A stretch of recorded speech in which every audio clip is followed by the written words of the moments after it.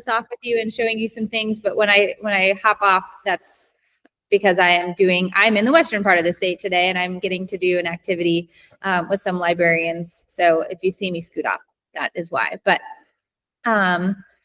so how many of you are somewhat familiar or have used Google Earth before?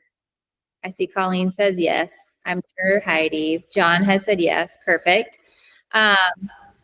Awesome. Okay. So we won't do a full introductory thing then. We're going to kind of jump into, if you are brand new to it, don't worry. If you see over here in the Padlet, we did take some learning guides. So if this is like brand new to you, you've got a couple tutorials and kind of walk you through. But we want to show you some of the cool things that we have curated and found, as well as kind of spark some conversation about how you might teach with it. So I know Colleen and Heidi, but I am not familiar with the rest of you. Do you mind in the chat saying what you teach? So whether that's a subject, grade level, I'm just kind of curious, and we're a small group. So if you will post that, share that, that would be really nice. And while you're doing that, I will start also with a little preface that I love Google Earth. I love Google Maps. I think that there's so much fun to be had with these tools, but I think it's always important to remember that if you have been in education for like at least a week, you know that tools go away pretty fast. that whether it means it gets blocked by filters or it just evolves or something new comes along, that we always kind of have that continuous evolution, and Google products are kind of known for that. So seeing that we've got a STEM teacher and some world history people, you might have used Google Expeditions in the past, which was one of my favorite tools, and that was sunsetted. So nothing dramatic or bad happened. Google just decided to not update it anymore, and it went away, and that was pretty devastating. But yet it evolved, and you can access a lot of those things that used to be in Google Expeditions. You can access them now through some of these Google Earth stories or Google Arts and Culture.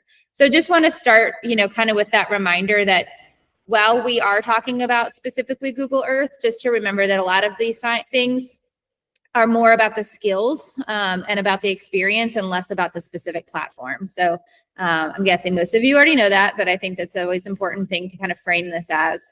And then, really kind of want to jump in and just show you a couple things about like this really can be applied. I know we have 2 9th grade world history people here, so this is perfect for you. But, Samantha and those of you that have a little bit more of like a broad scope. Yes, thank you, Colleen, sharing that there is Expeditions Pro. So it was this concept was picked up by like a third party. So there are things out there that are like it. But I think, again, just that reminder with Google Earth or Google Maps or whatever, that this really can be adapted to a lot of different settings, whether we're talking age group. I used to teach in an elementary library, and I would give my students Google Earth. And do you know what the first thing is that they would look for? Their house. Every time they would look for their house, they would put their home address or the school, right? And they would want to see home or something familiar first, which I always thought was so funny. I'm like, you have the whole world in your hands and you want to, just see what's familiar. Then they usually go to Disney World. That's the next stop. They want to go see what Disney World looks like. And I really am guessing those 9th graders probably are no different. They'll type in something that's familiar. And, it's kind of fun to really be able to kind of crack the world open for them a little bit more using these tools. So, in this Padlet, you'll see we have things that we try to sort out for you. So some science, math related ones, literacy, history. Those are probably going to be the top hits for you in the world history section. Don't shy away though from looking at some of these other ones. And again, this is not extensive. This is literally just a few that we thought kind of would touch on anybody, so that if you are watching the recording or have somebody that might be interested, you've got some things to start with. So if you would, while I'm kind of sharing, just scroll through and see if there's one that might stand out to you, that might look somewhat interesting and aligned with what you like to teach or what you are teaching. I'm going to start with showing you this first one here with the troubled waters. Anybody familiar with this island? Heard of it before? This one is it's off the coast of Virginia. And it reminds me a lot of Ocracoke. Slightly different in that it is their rising water is very much impacting the community. But it is very like a waterman's place like Ocracoke was, but it doesn't have like the tourism side of things that Ocracoke does. But I just think in terms of being able to kind of show students something really different, this is why I like seeing, the geography side of it is really important. But I think what's really cool is you can do things like this. So the creator of this, which is Encyclopedia of Virginia, brought in these images, right? So it's not just the map, right? And then the other thing is, good, quick little blurb that we see here. But this, I think, is really impressive. And I'm hoping that I've got the audio shared correctly.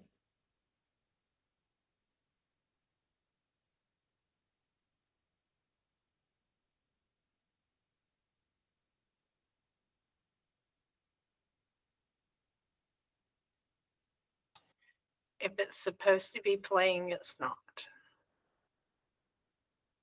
You are hearing it? No. Bummer. I bet it's a setting. I do that all the time. Well, I know, but I think it's got to be something with me being in Meet. Yeah. Okay. Well, that's a bummer. You should be able to play it on your own then. I think though, maybe it's when I share. Let me try it again. Because I think it's really cool. The reason that I was doing that is, it says share a tab instead. That's why. Okay. You're going to have to deal with me clicking over more than once. All right. So now you're seeing it. Worth a listen. Let me just show you why I think this is pretty cool.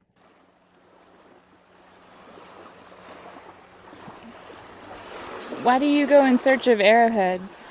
That's my favorite hobby. I guess I got 5,000, 6,000. That's my favorite hobby. I'm hooked on it like dough. Like people's hooked on dough. That's how I'm hooked on this. Right? So this is what I mean. Like, it reminds me of Ocracoke. They've got that really unique accent, and there's something special about the fact that you can take students to a place that they can't physically go to, but that you can enrich it in such a way that you bring in some things like recordings. So again, thinking in terms of world history, it doesn't necessarily have to be a recording. It can be background noise, right? It can be what might it sound like, and using some of those different resources to kind of just enrich the whole experience. So Google Earth has what you saw on the Padlet, tons of things that are already curated for you, and then a very simple kind of click through. This is very easy for students to be able to do on their own. Unlike expeditions, you used to be able to like control what they see. I like though that it's kind of giving them the freedom to explore on their own. And it does these kinds of things where you are now in Street View, so you can actually like click around and see different things. So this is one of those examples where it has a little bit of everything. It has pictures embedded, it has the map features embedded, and it even has audio as well. And that's one of those things I didn't know about for the longest time, that you could include audio in these settings. So I'm going to close this one. It's probably going to make me reshare the screen, but now that we've had the audio, I wanted just you to get to hear that. Okay, so back to this. Anybody pick a different one than this Change Your Island? Did anybody pick one out that was of interest, that was different? You can tell me in the chat, or you can unmute. We're a small group.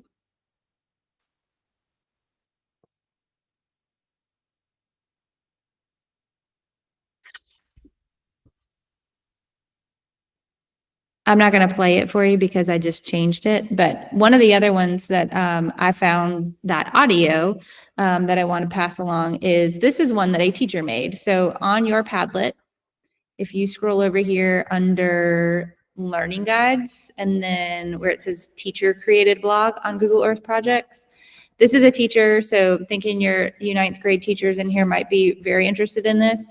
These are ones that a teacher made, all different kinds, and these are walking you through how they added sound. Now, again, I'm not sharing the tab, so you won't hear it, so I won't click through the whole thing. But this is one, again, the teacher made it.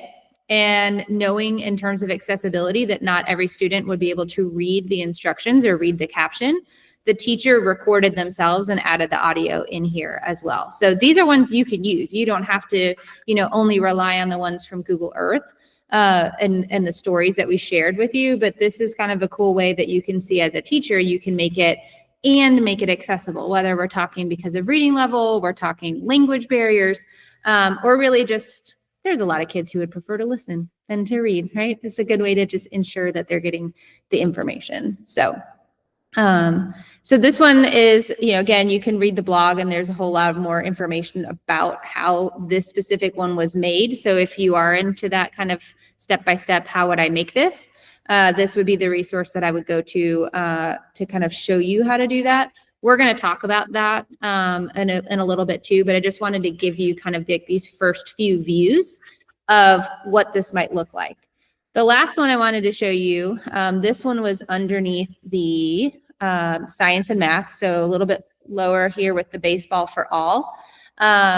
This one's a math one, so and it's bringing in baseball.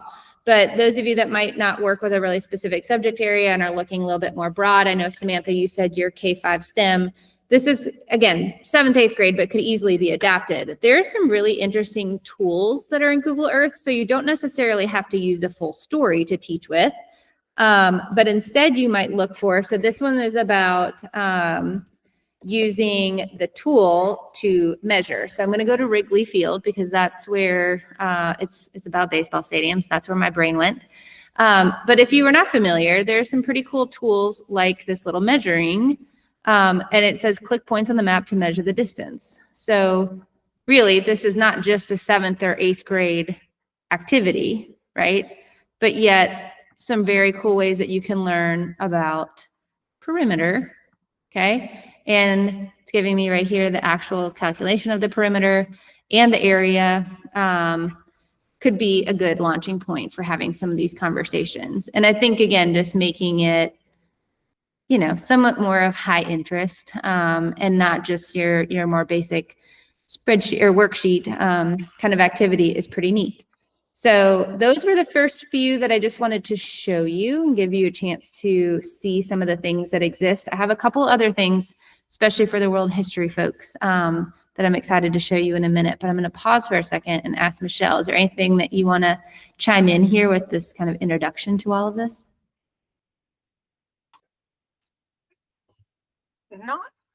Not really, but just the power of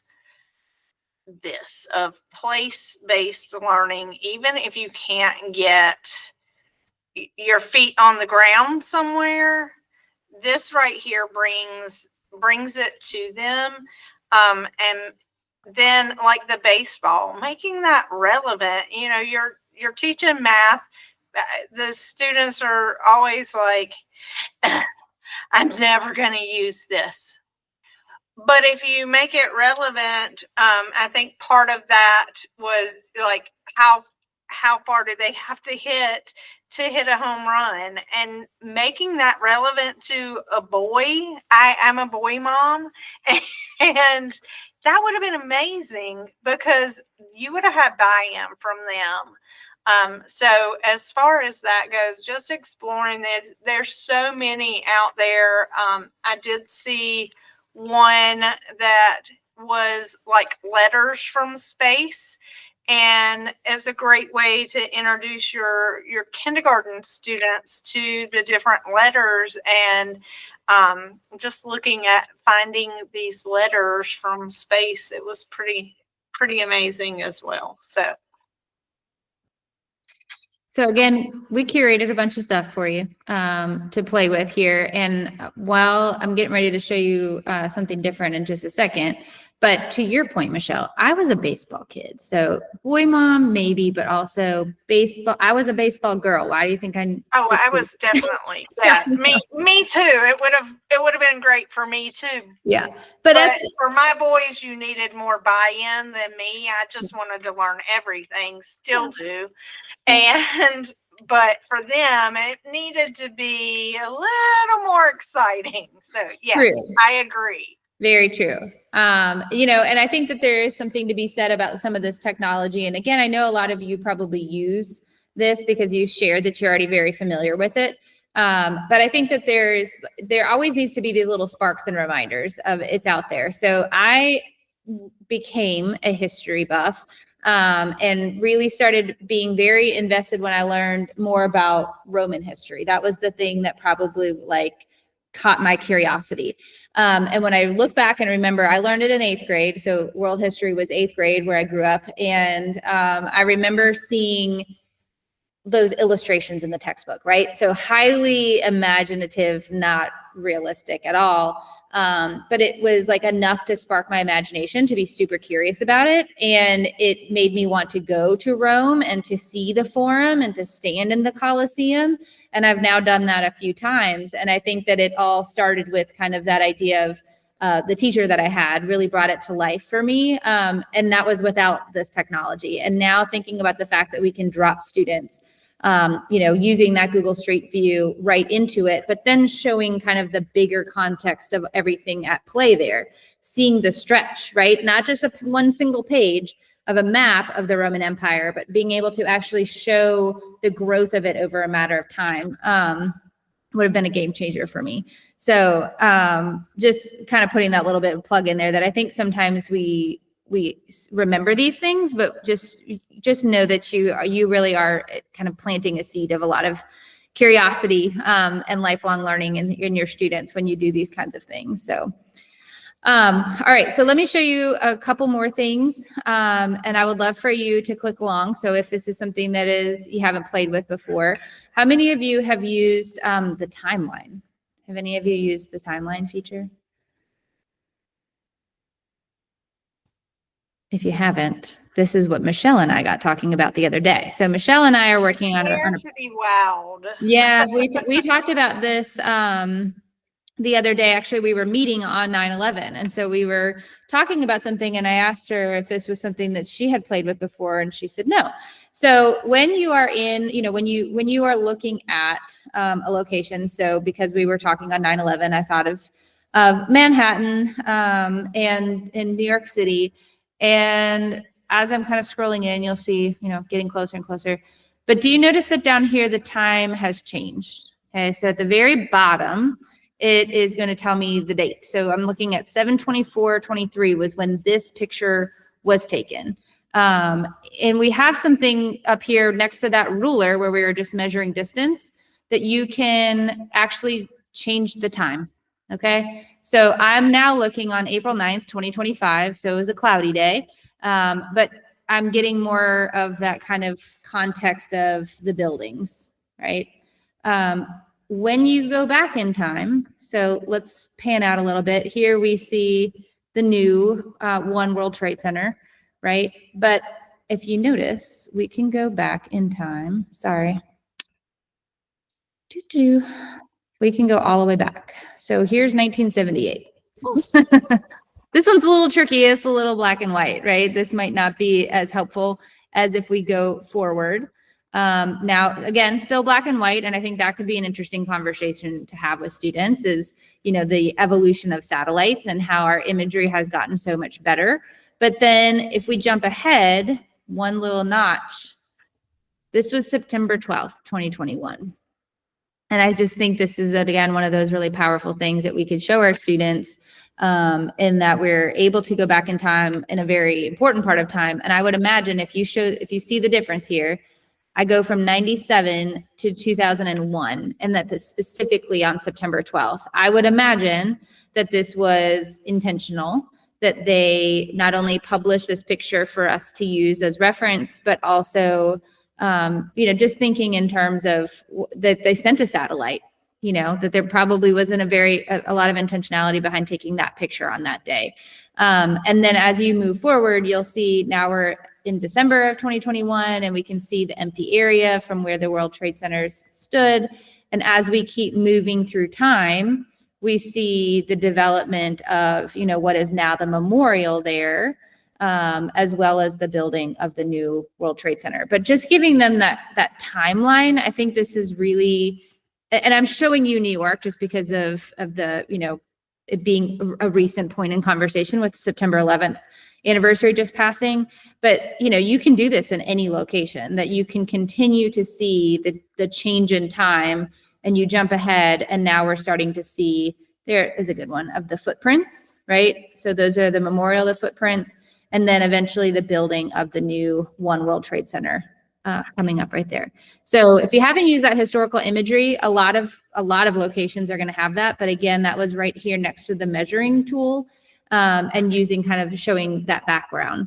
I think, Samantha, with you and being STEM K-5, showing something like the Boston Big Dig from many, many years ago, but when they re-engineered how the city, and like they had bridges, tunnels, and the freeway system, completely gutted it and rechanged how folks move through that city, would be a really interesting thing to kind of show in this historical context as well. So one of those kind of hidden cool features that I wanted to share with you all. So going to pause again. Anyone have anything? I'm glad that's cool to you. There's some good books out there too about it, but I think, you know, again, in terms of just seeing, you know, what might I use that historical thing for? Yes, we think of history, we think of going back in time, but I think it's as equally applicable as something like the Big Dig. So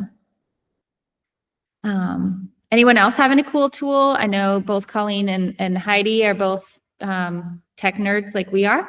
Anyone have something else that you love about Google Earth before we move on to something else? Post lunch, shy and quiet. Might be taking a nap, and I wouldn't blame you. This would be a really good time to be like, yeah, I'm totally in this PD learning. Just kidding. We're so fun and exciting. I can imagine that people really are paying attention. All right. So I thought that was a cool thing. Wanted to share that one with you because, again, I think we think in terms of ready to use resources, but it can be something as simple. Good. Elizabeth says not sleeping. I think it can be something as simple as making these connections, right? You know, and it doesn't have to be, I have to go out and find a story that already exists or a project that already exists. I can simply show, right, project and show this on my one screen, and we all can look at it together. Or with students with devices, it can certainly be something that they go out on their own and see, you know, what can they measure, or what can they go back in time and explore, or how can they get onto street level and navigate, you know, a town. I think one of the craziest things, I remember growing up and seeing my grandfather had gone to the Egyptian pyramids, and I always thought that was one of the coolest things, to see a picture of him on a camel. I had no idea until I was probably in high school how close the pyramids are to like a sprawling urban center, right? Like, you don't have that context until you can get into something like Google Earth or Street View and actually get a chance to see that. So, you know, again, just don't hesitate to just start playing with this a little bit yourself as a learner. But seeing, I think the biggest thing that I have learned with using Google Earth with students was observing where they went and observing what they played with and what engaged them. I used this the most probably to teach setting of books.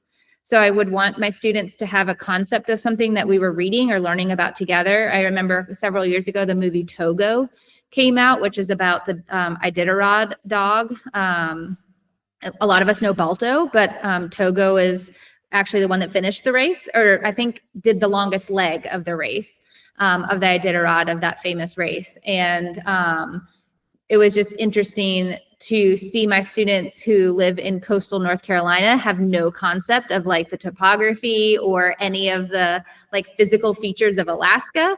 And so getting to show them some of those things, you know, through Google Earth was very transformative. So don't hesitate to just, you know, capture kind of those moments with the Winter Olympics coming up. That's another really good opportunity for students to get kind of, you know, oriented. So I would say, you know, settings of books or, you know, pop culture moments would be the number one thing. And number two was getting them to understand some of those like geology features and geographic features. So a little bit of both, like having them understand landforms and things like that, as much as it was about like geography. So those would be kind of two big reasons why this is something fun to play with.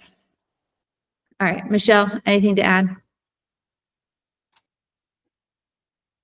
Not right at the moment. You got it. You- He just yeah, knows I'm going to have to sign covered up. it So all. you're stuck with me at this first half, but I just don't, Yeah. I know she's got some good things. So, this is kind of a good time to transition a little bit to what we've worked together on, Michelle, as well. So before we get to that point, we are gonna talk about a project that Michelle and I are working on, and then that's where we'll probably end up. I'll pass things over to her to talk more through this, but as we get to that point, and I've shared a couple of these examples, and I've talked to you a little bit about how I've used them in the past with students. Is there anything that you're seeing here on this Padlet thing? So I'll scroll down a little bit because you've been looking at the same ones here for a little bit. Is there anything that comes to mind for you about what you might pair Google Earth with? So for example, I saw this story about 250 miles to freedom. And this was about an enslaved person who used the mail system to escape and mailed himself up to freedom. So I'm sure a lot of you are familiar with this, but what came to mind to me was these two picture books. Thought about the fact that both of these books existed in my library collection. So any other pairings that you're seeing and maybe thinking about, you could either add as a comment. So if you are watching the recording, you could add as a comment. But if you're here with us live, I would love to hear or talk about any connections that you have thought of so far.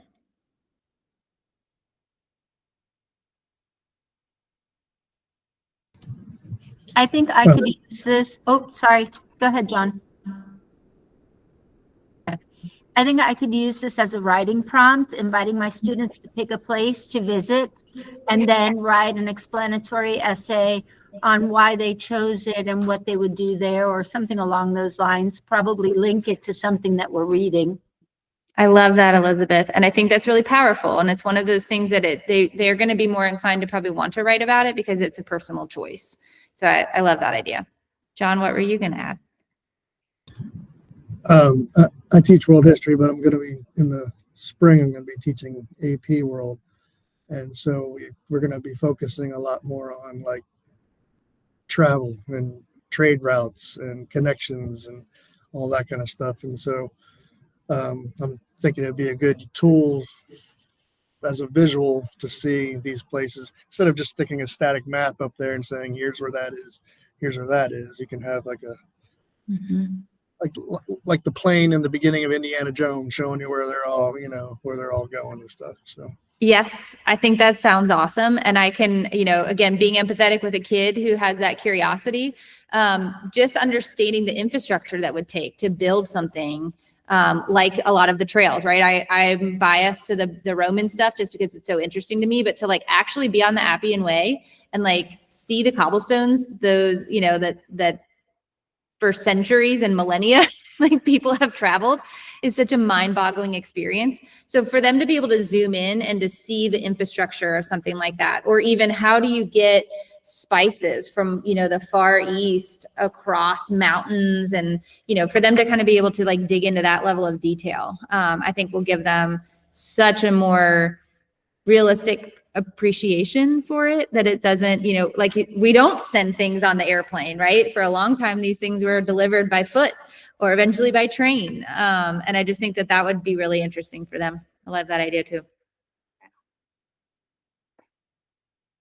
Awesome. All right. So, again, a lot of these things we were just thinking in terms of like, going from what already exists to what are things that I teach already or that I enjoy including, like some of these books that I shared. I'm a librarian, so this is just what you get. You get the book recommendations when I'm around.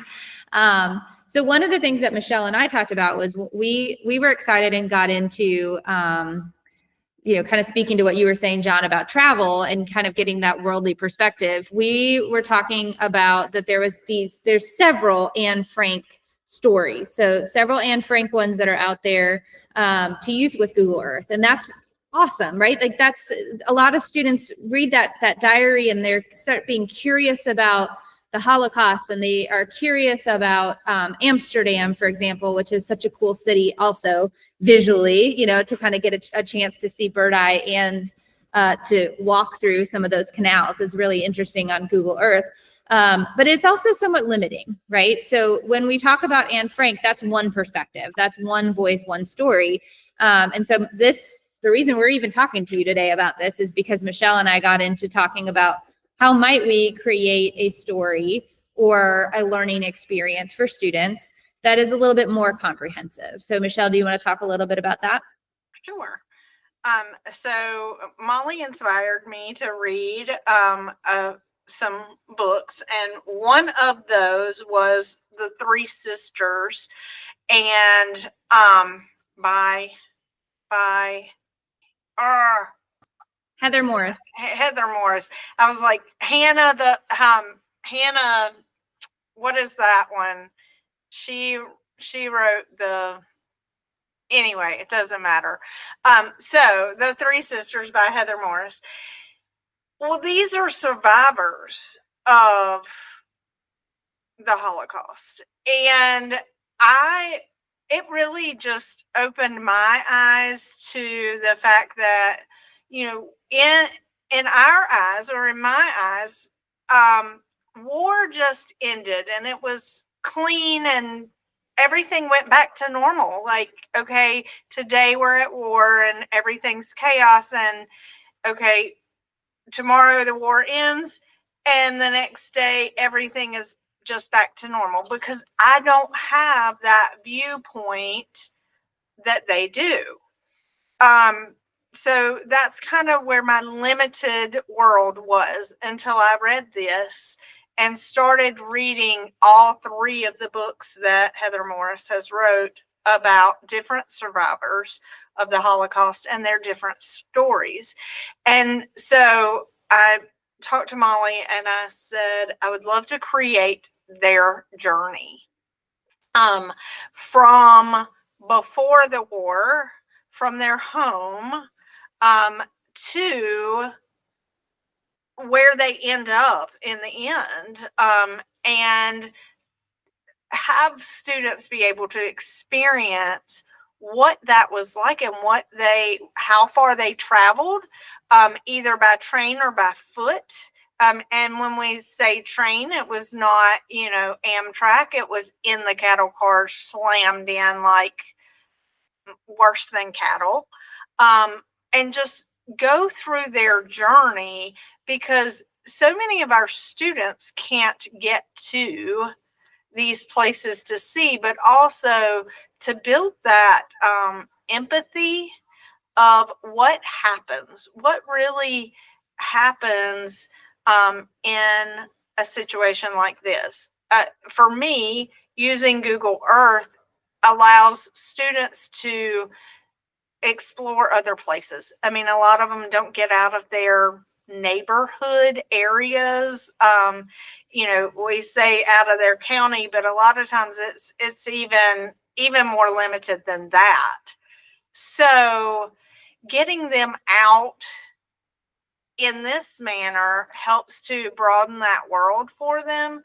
But then to explore something like the Three Sisters and their journey from before war to post-war, to even, they were like in their 90s, I believe, maybe even later 90s, before the last sister passed away, and the things that they had to face.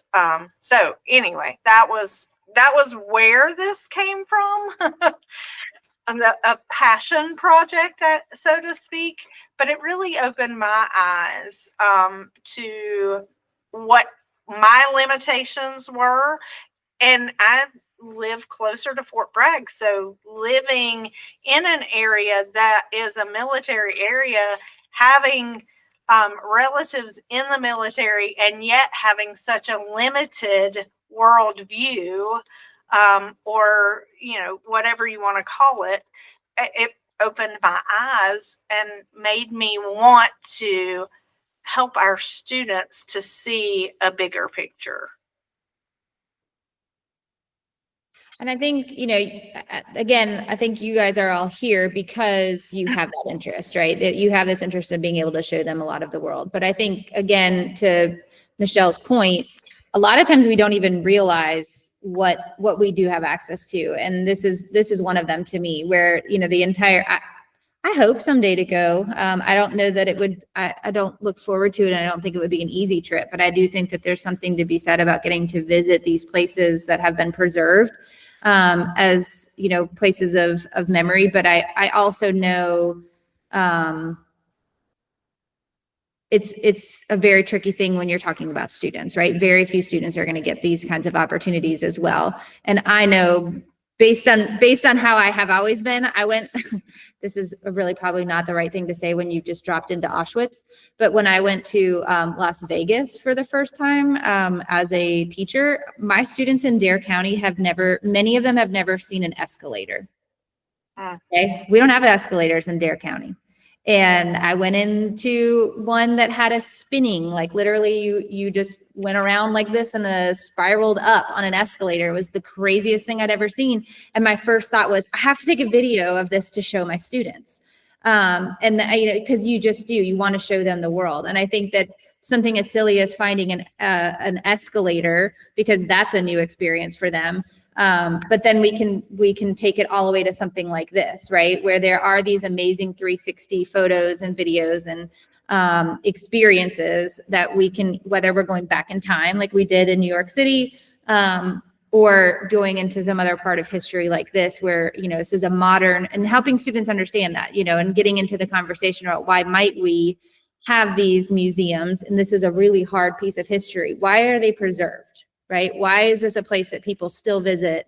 And, you know, I just think that there could be some really interesting conversations. So to Michelle's point, the things out there exist, but we also want you to know, if you haven't made them already, that you can create these stories, right? So that's exactly what Michelle was saying, where this is great, and there's so much out there around Anne Frank, for example, but then there's the other side of the story too, and those three sisters are not from Amsterdam or from Germany, right? That, yes, part of their story does take place in Germany and Poland, but that there's a whole next layer to it. And I think that it also kind of will help us, you know, so Michelle, I think you were going to show, are you going to show them what we've been working on? I'll stop sharing. Or is it not going to pull up for you because you've had the issues with your? We're going to try and see if it will pull up. So. Okay, well, she's doing that and I close out of this one. Let me tell you all my kind of parting thoughts, because I'm going to have to go in like 2 minutes because I have to be in charge of something in 4. So my closing 2 minutes while Michelle pulls this up to share with you, and is, I feel like, a perfect transition to this, is like I told you earlier, I worked with elementary students, and we used to build these tours. We built them in something that Google made go away, unfortunately. But now with students that I've worked with, I do this in Google Earth. Don't feel like you have to be an expert. Okay. So like I told you earlier, I watched to see what my students would search for and what was of interest to them. There's something really, I think, powerful about letting your students take the wheel in some of this building, and what they might find to include in a story that we might overlook. So just remember to be vulnerable, be willing to kind of be a learner along their sides. I know we hear that a lot of times, but this is one of those things, again, that I think we can feel like it's big and can be intimidating, but it doesn't have to be. And so that's something that Michelle and I are trying to model with you right now, is that we are in the middle of constructing the story of the 3 sisters. And we intentionally did not have it ready for you today because we wanted to show you, you know, that we're in that vulnerable state too. So, you know, just be mindful of that too. And that includes elementary, having them curate some of the things that you might include, like photos and videos and audio through, you know, Creative Commons and things like that might be a very helpful way to get them included in the building process. So that was kind of the last thing I wanted to say before I have to sign off. Thank you, Molly, for everything, for all the resources you put together. And so you guys, please tell Molly thank you for everything and the ways that she supports us as educators across the state. You guys may not have ever met her before, but you may have been impacted by her and not even have realized it because of some of the work that she's done with those of us in these district roles. So anyway, thank you so much, Molly. And stay safe. So stay safe. If you need a place to go, if the weather comes your way and you need a place to go. I think we'll all have our eyes on it the next few days, but I appreciate that. Thank you. Absolutely. So one of the like Molly said, I love the already curated resources, but the power to me is behind creation, and not just me creating, but giving your students a chance to create. So within Google Earth, you can start a new project. But Molly and I are working on the Bound by Their Word, the Odyssey of the Three Sisters. And so it has literally just started. But I can share it. And then she has the ability, and you can see she has the ability now to collaborate with me, just like any Google project. And we can add, I'm on the wrong screen, sorry. We can add different points on the map. So I started with, start the slideshow. This is a picture of the three sisters. It is Sibby, Magda, Livy, Meller, and Sibby, Magda, and Livy Meller. And basically, at the beginning of the story, it tells of a promise that their dad has them make. And the youngest one, I believe, is Livy. Livy was too young to remember this promise, but it was basically that they always stick together. That as long as they stick together, they can make it through anything. And so then it talks about their journey of the three sisters. So then I can go on the map to where they were from, which is Varnov. Varnov, I can't speak that language, so I will tear it up. But I can add these places in so that my students can see. And this is today. This is what it looks like today. But my students can do this. And I think that that's the power behind Google Maps, using the Google Map projects, is allowing your students to create. So whether it's this, the Three Sisters journey, where they go from this town that they lived in their home, and then to Auschwitz, from Auschwitz, where they, I think they ended up going somewhere else, and I can't remember. But I know they were between Auschwitz and Birkenau, and then they went somewhere else. And like I said, I don't remember right offhand. I've got to reread the book and put my timeline in, but I want to journey through their experience, and then how they got back to their home and what happened then to them. But again, just giving the students an opportunity to create. I don't know a whole lot about Google Earth projects. I'm learning how to create them and how to add things, how to add points along the map so that I can travel, how to add that media in there, like this to start the slideshow with the picture, how to add the audio recordings. So it's all new to me, but I don't have to be an expert. Just like Molly said, I don't have to be an expert. I can let my students teach me, and I can learn with them. And I think that that's very important for us to know, but also knowing that that creation piece is one of those higher order, high effect sizes, that really do affect their learning in such a positive way. So we have not gotten far with it. We have the title slide, we have the city that they grew up in, and we haven't gotten any further. This is a work in progress, and it is something that the two of us would like to work on together to put together that full journey. But can you think of ways that you could use this with your students, or be able to, do you feel comfortable allowing them to create in Google Earth? And I do know I did reach out to make sure our students in Johnston County have access to be able to create, and they do. But I know some districts don't allow that. So using it, but even using other tools.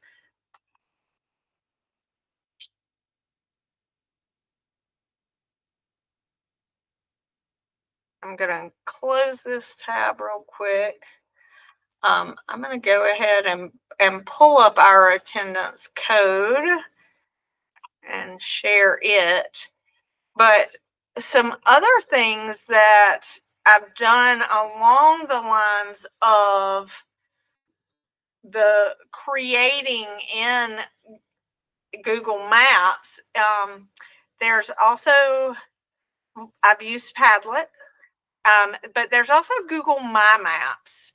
And Google My Maps will allow you to create projects as well. The only thing is, so we've created some walking tours and things like that, but you can't like share the Google My Maps to Google Maps to be able to walk, but you can create virtual tours using those things. So if you were exploring a city and the different locations in a city, a setting of a story or whatever, you could give students different points on the map that they were responsible for researching, and then they could put that together to create a project. So anybody have any thoughts or ideas of ways that they would use this if they haven't already, or a new idea that you have come up with?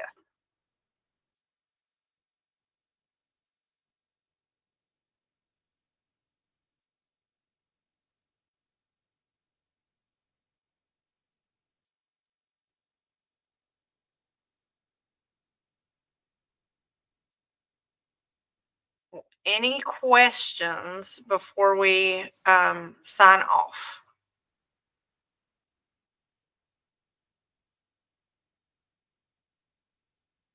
I just want to thank everybody very much for being here and spending your Friday afternoon with us. I hope that you got something that you can take back with you, at least one new piece of learning that you can use. And I'm going to go ahead and end the call unless somebody has any questions or comments.